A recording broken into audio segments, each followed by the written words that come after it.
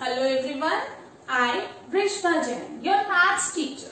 Welcome you all in online classes. I hope you all are fine and studying well. As you know, we have started chapter 4 Geometry. So, we are going to continue with the same chapter. As you know, in previous part, we have studied about angles and its type. So today we are moving forward with the next topic, measuring an angle. As I have told in previous part also, to measure an angle, we will use the geometrical instrument named protractor. So before knowing how to measure an angle, we will learn about protractor. So hold your protractor in your hand and observe it. We can observe that there is a center point on protractor. Now what do you mean by this center point? It means it will be the vertex on which the angle will be formed. And one more thing that we can observe in it is there is a baseline that is moving both the sides, right and left of the center. Now, what is next that we can observe in protractor? We can observe that there are two scales present on the protractor, first from right to left and second from left to right. Now the question is, why two scales are there to measure a single angle? Actually, in reality, we can see the figure of angles like this and this. Now what is difference in it?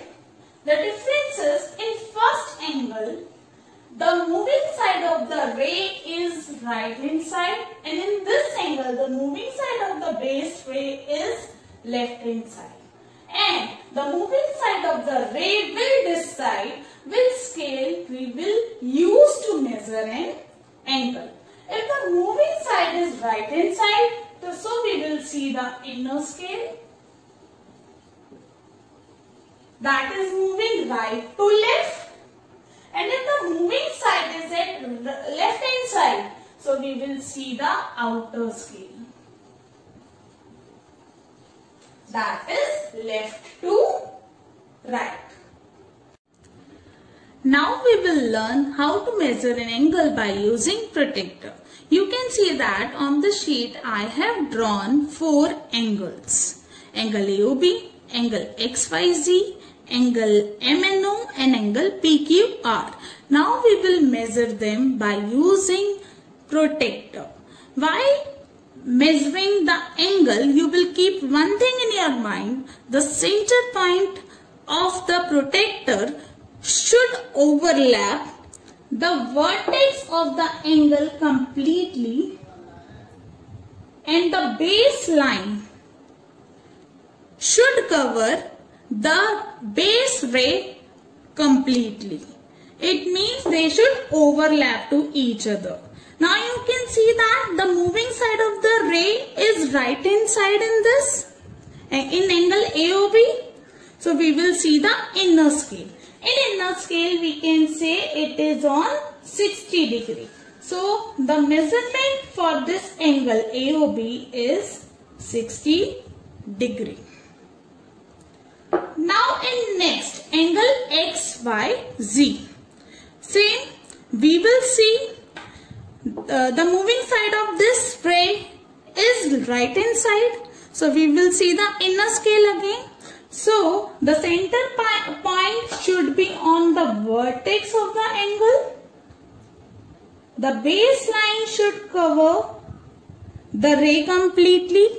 It means overlap it. Now see the measurement on the inner scale. It is at 110. So the measurement of angle XYZ is 110. Now in this we can see the moving side of the ray is left hand side. So you will see only outer scale. It means we will see the outer one that is moving from left to Right. So same, keep the center point of the protector on vertex. Now the baseline should cover the base ray completely, and then C on outer scale. We can say it is at 120 degree. We are watching the outer scale now. It is 120 degree. So the measurement of angle MNO is 120 degree. Now the next is angle PQR. Same. The moving side of the ray is left hand side. It means we will see the outer scale.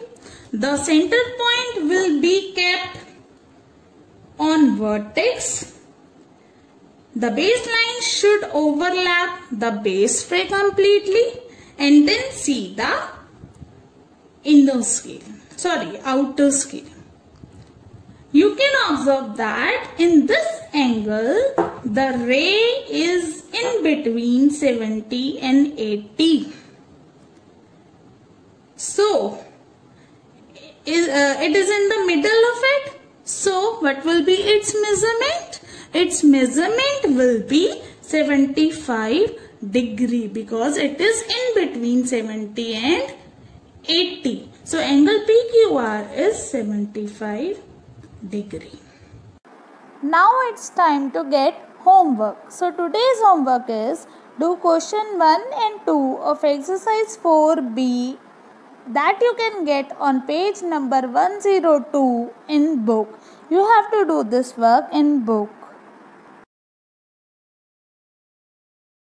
Now, before winding today's class, I just want to say stay home, stay safe, and please like and subscribe my channel to get the notification for the latest update as soon as possible. And viewers, kindly mention your name, class and section in comment box. Thank you.